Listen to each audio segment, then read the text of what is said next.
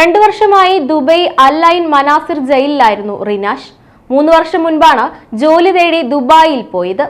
2023 ഫെബ്രുവരി 8-നാണ് കൊലപാതകം നടന്നത്. UAE പൗരൻ അബ്ദുള്ള സിയാദ് റാഷിദ് അൽ മൻസൂരി കൊല്ലപ്പെട്ട കേസിലാണ് വധശിക്ഷ. മകനെ രക്ഷിക്കാൻ മാതാവ് അറങ്കലോട്ട് ലൈല പലരെയും സമീപിച്ചിരുന്നു. മകനെ ജയിലിൽ പോയി ലൈല കണ്ടിരുന്നു. വധശിക്ഷ നടപ്പാക്കിയ വിവരമറിഞ്ഞ് ലൈലയും മക്കളായ റിയാസും സജീറും ദുബായിലേക്ക് പോയി. ദുബായ് അൽ ഐനിൽ ട്രാവൽ ഏജൻസിയിൽ 2021-ലാണ് റിനാഷ് ജോലിയിൽ പ്രവേശിച്ചത്.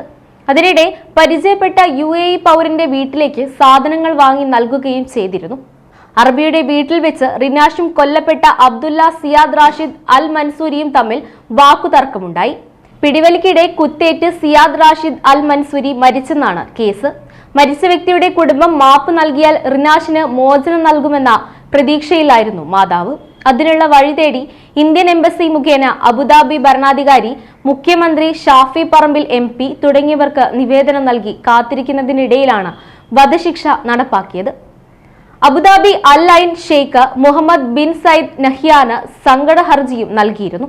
കൊല്ലപ്പെട്ട വ്യക്തിയുടെ കുടുംബത്തെ നേരിട്ട് കണ്ട് മാപ്പ് അപേക്ഷിക്കാനുള്ള ശ്രമവും നടത്തിയിരുന്നു. ലൈലയുടെ 4 മക്കളിൽ മൂന്നാമനാണ് UAE പൗരൻ. കൊല്ലപ്പെട്ട കേസിലാണ് തലശ്ശേരി സ്വദേശി നിട്ടൂർ ഗുംട്ടി തെക്കേപ്പറമ്പത്ത് അരങ്ങിലോട്ട് മുഹമ്മദ് റിനാഷിനെ വധശിക്ഷ അൽ ഐനിൽ നടപ്പിലാക്കിയത്.